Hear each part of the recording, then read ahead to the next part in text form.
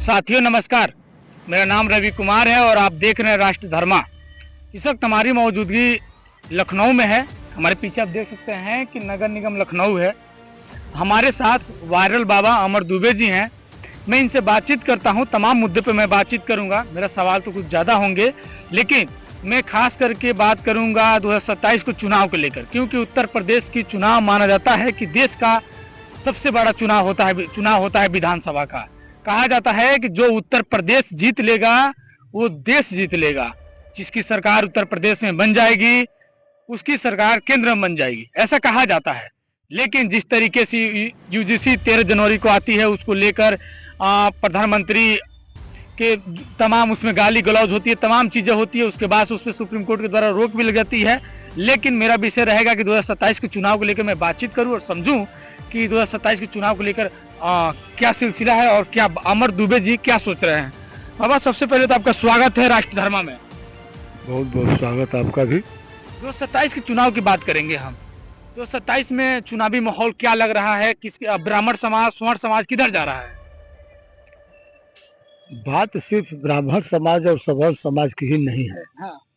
बात प्रदेश के जनमानस का है। हाँ। और प्रदेश की जो इस सरकार की जो कार्यप्रणाली है, हाँ। इससे लोग क्षुब्ध हो गए। हाँ। इन लोगों के पास सिर्फ जुमलों के सिवा, किनके पास? उत्तर प्रदेश सरकार के पास, सेंट्रल गवर्नमेंट के पास, भारतीय जनता पार्टी के पास। उत्तर प्रदेश सरकार में इतनी बड़ी बजट आई है और आप करेंगे जुमले की सरकार है। अब बजट आई है। हाँ। बजट आई है तो बजट वो लोग जानेंगे, पेपरों में रहेगा, उनके घर रहेगा। बजट धरातल तक पहुंचे तब तो। हाँ। बजट नहीं आएगा तो फिर काम कैसे चलेगा बड़े नेताओं का, पूंजीपतियों का। वो बजट की जो बात कर रहे हैं, हाँ। वो बजट बड़े घरानों को टच कर रहा है, कारपोरेट घरानों के लिए बना हुआ है। हाँ। जिस बजट में घर के रसोई की चर्चा न हो, जिसमें सरसों के तेल की चर्चा न हो, गैस की चर्चा न हो, सब्जियों की चर्चा न हो, दवा की चर्चा न हो, तो बजट किस काम का?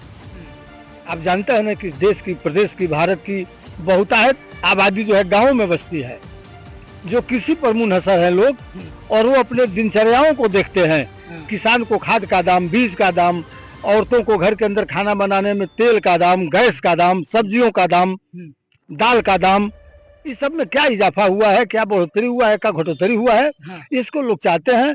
इस पर कोई चर्चा इस बजट में नहीं है। कोई चर्चा नहीं है।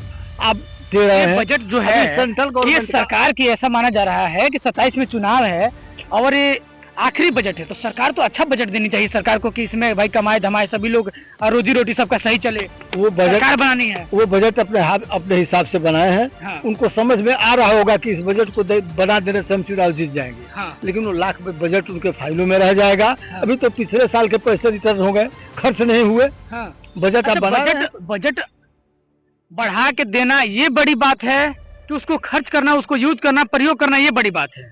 बजट बढ़ा करके देना और खर्च करना, हाँ। ये दोनों बड़ी बातें रही हैं। हाँ। बड़ी बात तो ये है कि धरातल के लोग, जो जमीनी लोग हैं, हाँ। जो गरीब जनता है, उसको इस बजट का कितना लाभ मिल रहा है। अभी सेंट्रल गवर्नमेंट का जो बजट पास हुआ था, उसमें दिया था कि विदेश यात्रा जो है सस्ता हो गया। अरे भाई, गांव के कितने लोग विदेश यात्रा करने जाते हैं? वो तो अडानी अंबानी, बड़े बड़े नेता, बड़े बड़े पूंजीपति जाते हैं। उनका 10 से 20 भी किराया हो जाएगा तो कोई बात नहीं है। और आप उस पर फोकस करते हो कि विदेश यात्रा सस्ता हो गया। अरे सरसों के तेल का दाम कितना सस्ता हुआ, गांव की जनता ये चाहती है। गैस सिलेंडर कितना सस्ता हुआ, हमारे खाद का दाम कितना सस्ता हुआ, बिजली हमको मुफ्त में मिल रही है कि नहीं, पानी हमको फ्री में मिल रही है कि नहीं, ये सब सुविधाएं गांव को चाहिए। और उनका केंद्र का और राज्य का दोनों बजट जो है इससे बहुत दूर है, अछूता है। अतः इनका बजट बहुत अच्छा नहीं है, बहुत सराहनीय नहीं है। योगी सरकार बना पाएंगे कि नहीं बना पाएंगे? क्या लग रहा है आपको? माहौल क्या है उत्तर प्रदेश की चुनावी माहौल? ये आप प्रश्न हमसे पूछ रहे हैं कि योगी जी सरकार बना पाएंगे कि नहीं बना पाएंगे? आपको क्या लग रहा है? आप ब्राह्मण के नेता हैं। नहीं, ब्राह्मण के नेता कैसे? हम ब्राह्मण के नेता हैं। ब्राह्मण के पक्ष हम ब्राह्मण हैं, ब्राह्मण के नेता नहीं है। उस समाज का पक्ष तो रखते हैं। मैं पक्ष नहीं लेता, जो सही बात होती है उसको कहने का काम जरूर करता हूँ। ब्राह्मणत्व पर कोई ठेस आएगा तो उसके खिलाफ आवाज मेरी जरूर निकलेगी। समाज कुछ गलत भी करते फिर भी आवाज उठाएंगे। गलत क्या गलत? क्या गलत कर दिया ब्राह्मण? अभी यही ब्राह्मण समाज कितना क्या गाली ब्राह्मणों दिए? ने क्या गलत कर दिया यही बताइए? ब्राह्मण समाज अभी प्रधानमंत्री को कितना गाली सब दिए, तेली कहे, भाई, क्या कहे, फिर गधा आप कहे, एक दिन ओबीसी। आप एक दिन और पूछ रहे थे, हाँ वो हमारे देश के आदरणीय प्रधानमंत्री हैं हाँ और किसी भी व्यक्ति को एक हाँ। संवैधान भारत के एक संवैधानिक पद पर हैं और किसी भी व्यक्ति को किसी को भी इस तरह के अनाप शनाप शब्दों का अनर्गल शब्दों का प्रयोग करने का कोई अधिकार नहीं है। हाँ। जो लोग ऐसा करते हैं वो गलत करते हैं, हाँ। उनका सम्मान होना चाहिए, वो हाँ। हमारे आदरणीय है। हाँ चुनाव जीतना विरोध सिद्धांतों का होना चाहिए, किसी व्यक्ति का नहीं, उसके कार्यों का होना चाहिए। इसमें गाली गलौज की क्या बात है? इसमें किसी को अपशब्द कहने की क्या बात है? और जहां तक आपका सवाल है कि सरकार किसकी बनेगी, तो इस सरकार से जनता त्राहिमाम कर रही है, एकदम उब चुकी है। आने वाले दिनों में 27 में समाजवादी पार्टी की सरकार बनेगी और माननीय अखिलेश यादव जी उत्तर प्रदेश के मुख्यमंत्री बनेंगे, पूर्ण बहुमत की सरकार बनेगी। समाजवादी विचार